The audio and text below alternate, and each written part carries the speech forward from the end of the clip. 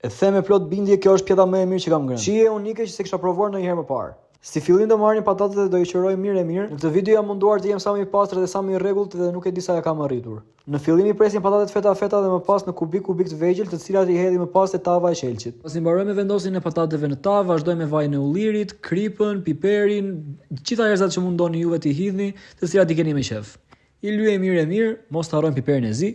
I trazojmë pa u bërë helaq edhe direkt për në furrë. Teksa i lëmë të piqen marrim qep, mua një kokër mjafton. E qërojmë qepën nga lëkura e saj. Mundohemi ta bëjmë copa sa më imët që mos të kemi probleme më pas në pjatë. Do të marrim 3 çerekun e tyre dhe do ta hedhim për ta skuqur. Mos harro të bësh follow edhe like. Çerekun e mbetur lëre një minjas se do përdorim më vonë. Tani që qepa ka filluar të skuqet, vazhdojmë i hedhim mishin e grirë. E lëm pak të skuqet, më pas vazhdojmë i hedhim pak salcë. Edhe shumë salcë se nuk e duam për makarona. I hedhim krip, piper, plur hudhre, erzat, pesto jeshile, pesto roz. I bëjmë llopaj, i trazojmë mirë e mirë dhe kthehemi tek qepa që kishim lënë më njanë. I hedhim në tazi, marrim një avokado, e hapim, mundohemi t'i marrim gjithë tulin e mundshëm që ka.